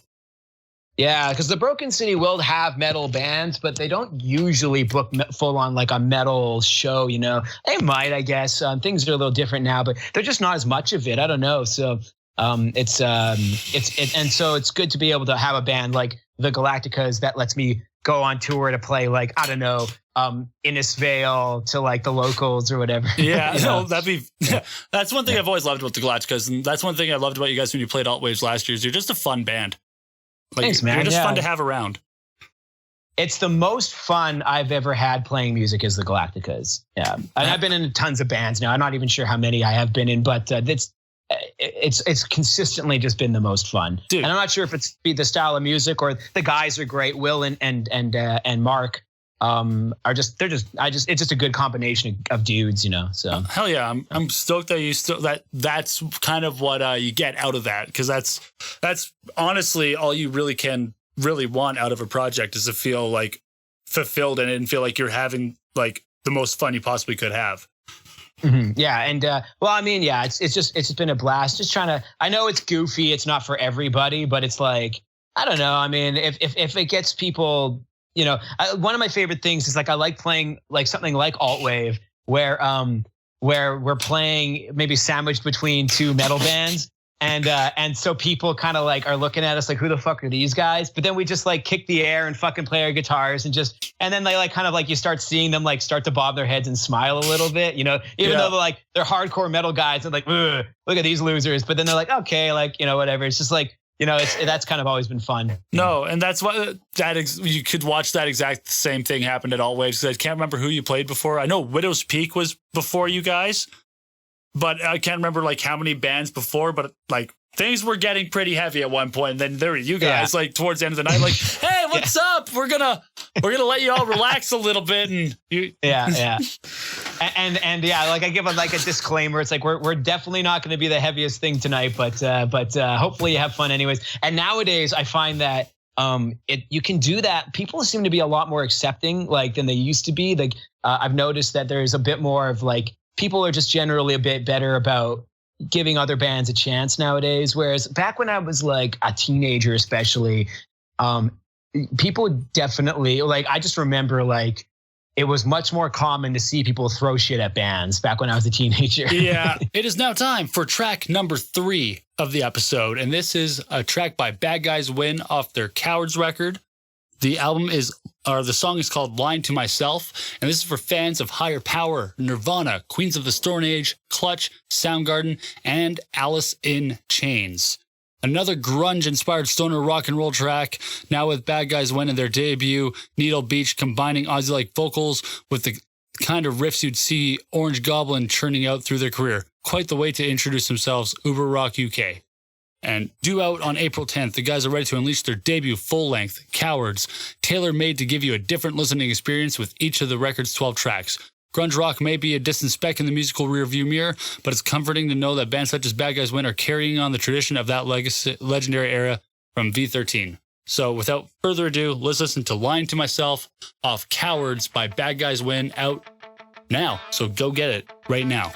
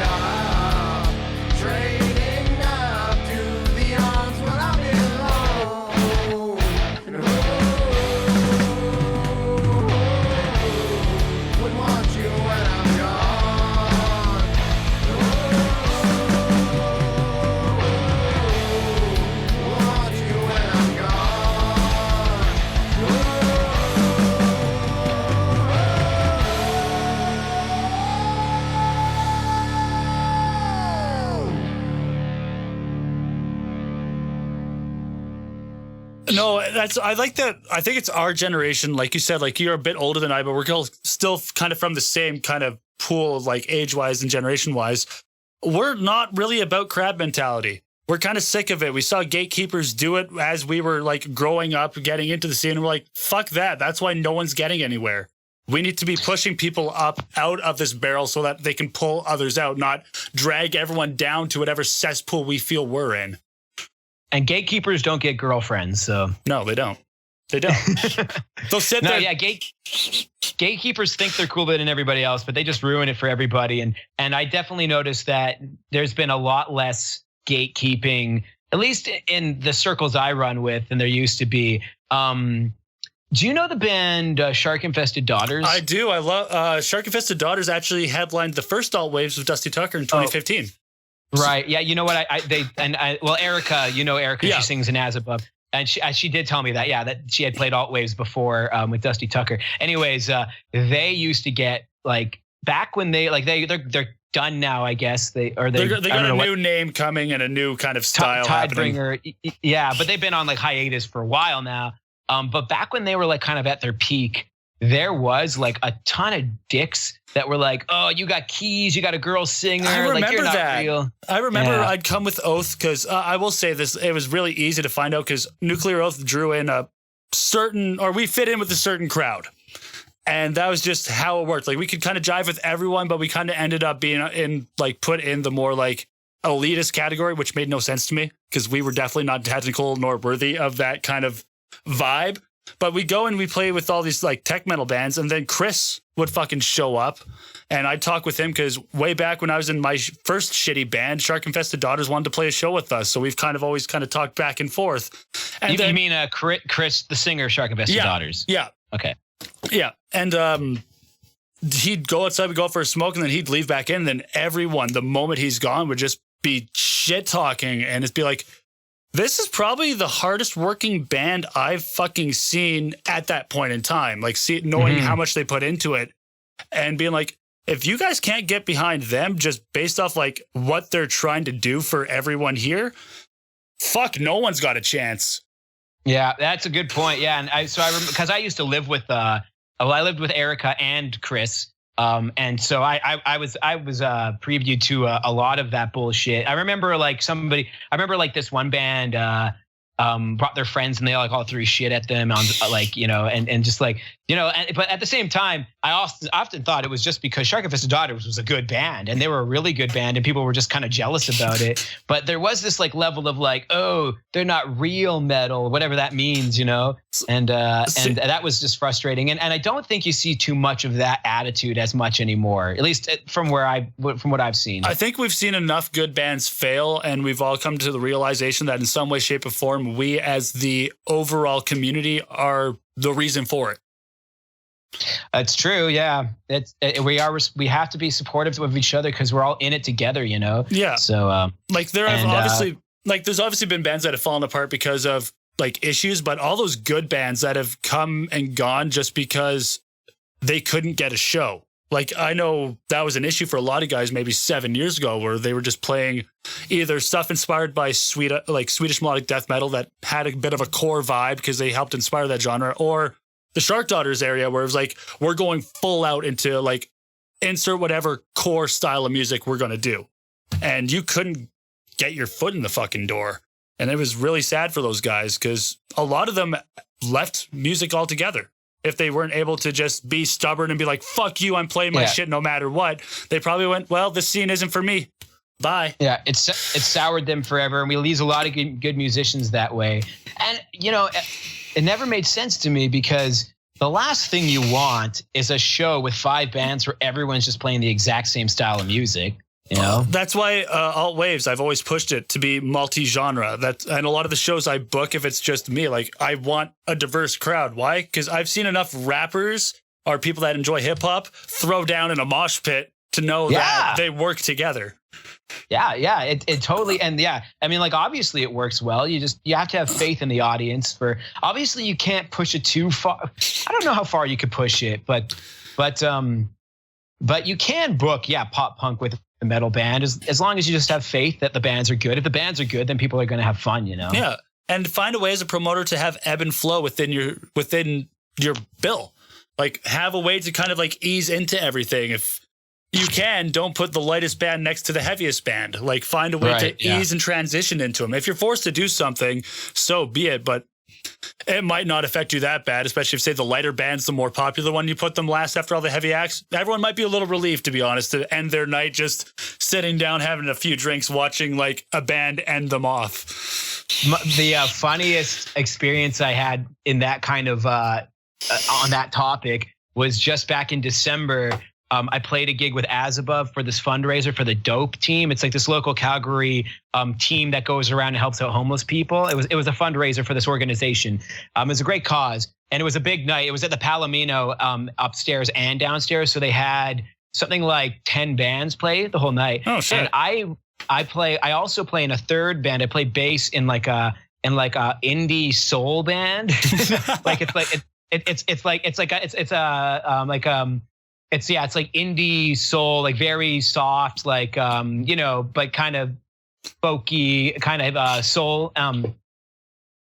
And I've been playing in this band for about a year, and it's called God Spilt the Milk. And that both of these bands got asked to play this Dope Teen show, and they literally put God Spilt the Milk right before As Above. So like I played like bass in like an indie soul band, and then went and played like fucking heavy like prog metal, like like right after, like just like, and that was hilarious to me. I thought that was great. That's awesome contrast. I love that. What are your thoughts? I know a few people have mentioned this. I think I'm stealing the idea from Finn McKenty, but the thoughts that bands also now need to kind of rethink how they go about, for lack of a better term, their business model, which is we make shirts and play shows to sell the shirts, to sell the CDs, to play more shows, to buy more shirts, to sell more shirts. Like that's basically the business model. Yeah, like at some, I think if anything, this pandemic has also proven like because we're all very capable individuals, we might need to rethink how we do things to an extent. Like right now, the ones that are going to do really well are the ones that are really engaging online in some way, shape, or form, and finding a way to still communicate and interact with their audience. And I'm very curious how bands are going to kind of shift with that once we get out of all this, because I definitely think some bands are going to come out with a leg up over everyone else if they're already good at this online thing. Because I know I'm shit at it, but a lot of bands have been great at it. I have thought about this, and my plan has basically consisted of, since I'm not doing anything else right now, I'm just going to try to pump out more cartoon stuff because the Galacticas, since I like to make animation, all of our music videos are animations that I've made. And so I'm trying to up that and put out like more animated content to release during this, while everyone's quarantined. I actually just put out something today, honestly, just like this morning. Is it it a follow-up, the one that you teased a few days ago? Yeah, it's a Star Wars versus Transformers cartoon that I made, and I used a Galacticas song since I make the animation, but I don't know anything about making sound effects, so it's just a music video essentially. That's cool. And so like I'm just gonna try to do more stuff like that, so that like I have this. We're still releasing content on the internet and keeping people reminded that we exist or whatever. I don't know if it's the right way to go about it, but it's the best idea I have right now. No, so. It's good that you're doing stuff. I know myself, I got a bunch of stuff on the back burner because for the first few weeks I just went, I need to make stuff. I need to get content ready because regardless of if stuff does happen or not, I should still be pumping stuff out. And then Final Fantasy happened and I'm on day 4 being like, at least I did a podcast today. But it's something. I like your cool vocal videos you always do. Those are sweet. Oh, it's always cool wondering what song you're gonna do next. Thank you. I'm curious if like I got to send Erica my Tidebringer cover because I've always been kind of curious to be like, hey, how badly did I fuck up your parts? I don't know if you want to do that. She can be critical, but I think she'll appreciate it. She'll just be flattered that you even tried. But don't be offended if she does say like, "Oh, you could have done that better." No, I know. Because I know I tagged Chris in it too. I was like, "Hey, man, how'd I do? I know I fucked up a few patterns rhythm wise, but you do some weird stuff. Like when I'm following the flow, I'm like, I would have placed that word there, but I can't because you put it there." I got to remember that. Yeah. Shark Invested Daughters was probably like one of my favorite metal bands, and I mean maybe that's because I lived with them, but I'm super picky with metal because I don't listen to tons of metal, so it needs to be good for me to like it, Yeah. But they definitely put the effort. And Tidebringer is a sick song for sure. Oh hell, that entire album that they did. Actually, even the last few songs they did with Erica, that when they released those, like I thought that was a really cool send off for what they had done as a group throughout that God, 5, 6, 7 years. I can't remember exactly how long, but it was a long process. I think it was like 7, maybe even 8 years. I'm trying to remember. I was their first drummer, kind of. They won't tell you this, but when they first started, they didn't have a drummer, and I was living with Chris in this like frat house essentially, and there was a jam space in the basement. And I could play the drums. I used to play drums in this band called Deluge. And so, but it was like an indie pop band. And they just were like, hey man, like we don't have a drummer and we're like trying to start this band. Can you like come downstairs and jam with us? And I was like, well, I can't join your band. I'm too busy. But like, that's okay. Just like, we just need somebody to like play a beat in the background. And so I did. And I wrote, what did I help them write? The song, what was it? It was like a Drag Me Down or whatever. Like I remember like writing that song with them. Damn. And so it's cool how you've kind of had your like, how far back your kind of history with the metal scene in Calgary kind of goes. Like that's really cool. So I used to be in like a street punk band called the Conniving Cadavers. And they used to play lots of gigs at the do you know the Calgary Beer Corps? Oh yeah, tight with them. Actually, we're trying to think of maybe ways to have them help collaborate with Alt Waves in the near future, because I kind of want to create a Southern Alberta community. I mean, as cool as it is to have the Medicine Hat scene, the Calgary scene, the Lethbridge scene, we're all the same. We all go to each other's fucking shows in some way, shape, or form. It'd be a lot stronger if we were just the Southern Alberta scene and we were like, sup. That's a great idea. Yeah, because we love playing Lethbridge, Medicine Hat, Bernie. So, but like, yeah, so we used to play tons of gigs with the Calgary Beer Corps, and that was like all the metal bands were in the Calgary Beer Corps. Like there was a huge metal scene then. I think that's how we met originally, actually. I think we met at a Beer Corps show. Like at Distortion? Yeah. I don't know if it was the actual, like an actual, either a birthday show or if it was the actual like award ceremony. Cause I know like we were stupid fortunate. Like I think my first 6 shows in Calgary were all Beer Corps shows. And I was like, oh, cool. How spoiled am I to get to play Distortion? Go play Verns? I was stupid spoiled to play Distortion all those gigs. Yeah, Distortion was a great place. I miss it. It wasn't my favorite Beer Corps venue. The best one, in my opinion, was the first Distillery, but this is going all the way back to 2006. And there's been, Distortion is actually the fourth Beer Corps venue that they had. They went to the Distillery, then D2, and then there was D3, and then there was Distortion. they had to move around a bunch. Yeah. I love how persistent the Beer Corps is. And I just, honestly, I love Mark. I'm like, Mark's just, who doesn't love he's Mark? He's my homeboy. When we were like, so he let us, my first band, we were underage. We were all 17, 16, and he liked us. So he let us like play at the Distillery, because he was like, you know, the boss of the Beer Corps. He's like, just let these kids play, just don't serve them drinks or whatever. Yeah. And you know, even though we weren't even allowed to be in the bar, but he was so cool, and he actually like saved my life once from getting like massacred by this fucking evil skinhead who wanted to kill me. He mistook me for somebody else, and he wouldn't believe me when I said it wasn't me, like somebody that like he hated. And Mark actually like, I owe Mark my life. So, yeah. Oh, dude, Mark's a sweetheart. I felt bad. So last year for Alt Wave, Citizen Rage came, and they were like a last minute band that we had, because the time came up, they were able to play, and we had a band drop, and we had never like 100% like agreed on a guarantee. The whole conversation was like, how much you want?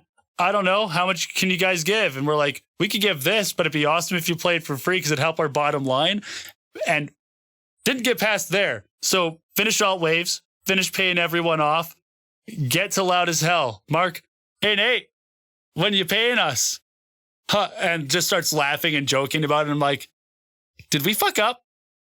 Did we fuck up? I need to figure this out. Go home. Keith is now in Calgary, and he runs into Mark, and same shit. Like, goes over this whole thing, and I'm like, okay, nothing's in my logs here. Let me go back to our chat, reference it. Hey guys, screenshot. I don't know if we still owe him $60, but I think we owe him $60, because this is where the conversation stopped. And answer A is we assumed.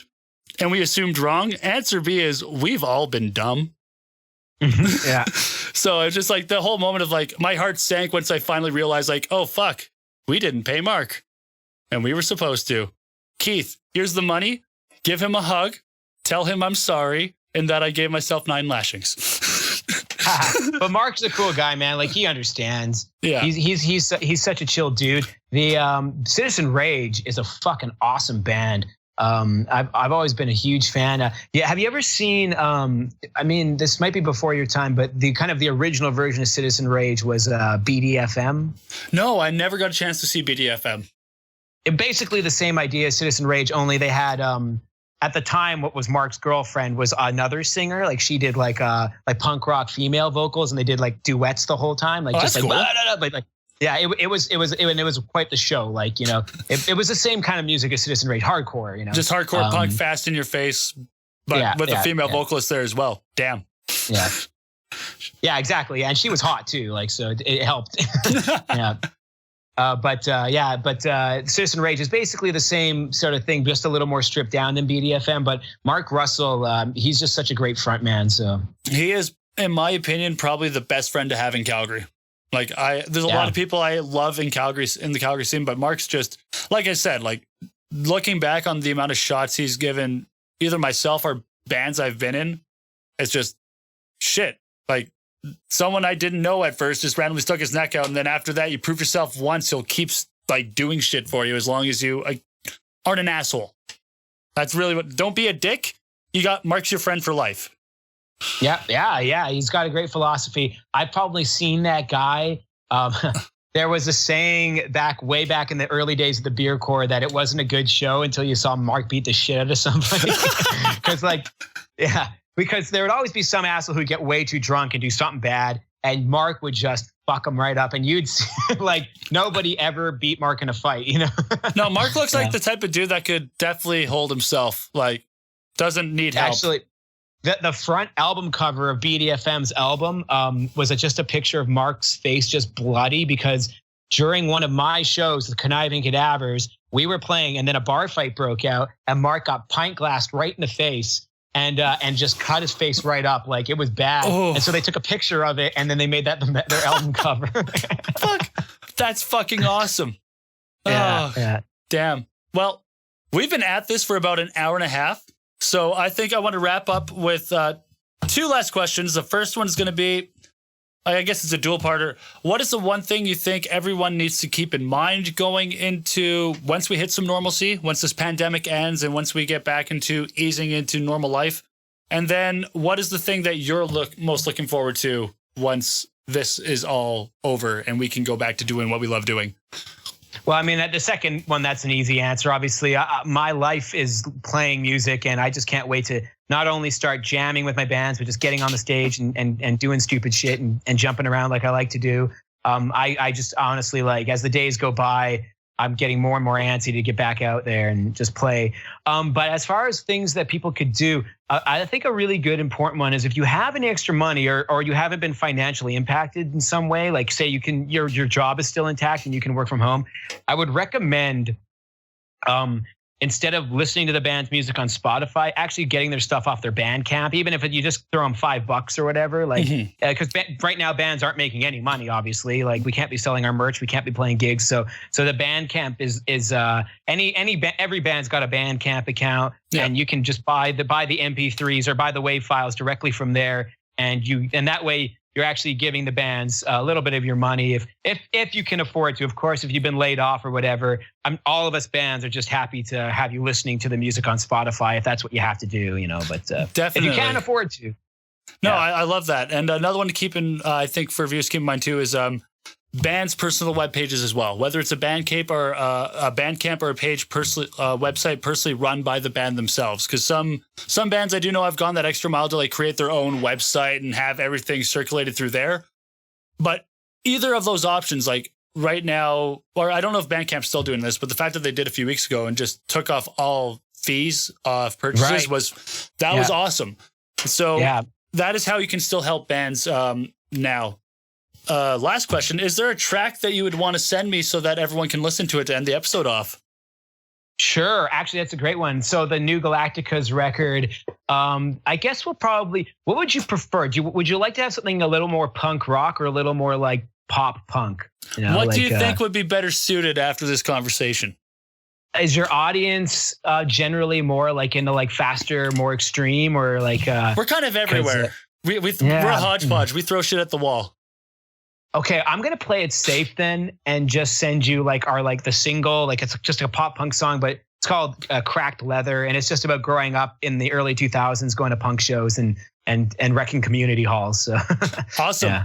Righteous. Well, send that my way, and we'll make sure it ends off the episode. You guys are gonna leave listening to "Cracked Leather" by the Galacticas. Anthony, any last words? Just stay safe out there, everybody. And hopefully, we can all see you guys back at the shows when things get going again. Righteous. Well, thank you for your time, man. This has been a lot of fun. This was a really good talk. I enjoyed it. I enjoyed nerding out with you over Zelda and Star Wars and Trek and Lord of the Rings and just talking to you about everything else here. So thank you all for listening. If you made it to the end, enjoy some Galacticas to finish things off right. Okay, dude. Catch you later.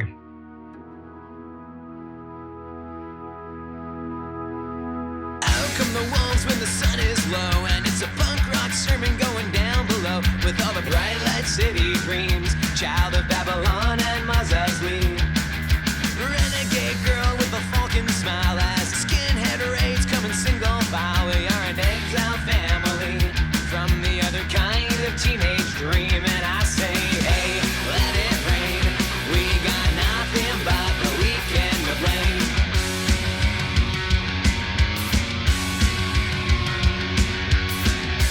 Let it rain.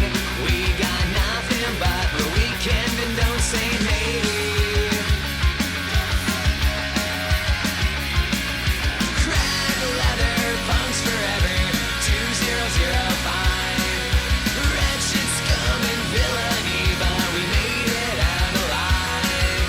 I never wanna be another martyr for rock and roll's demise. Just crack leather, punks forever. 2005.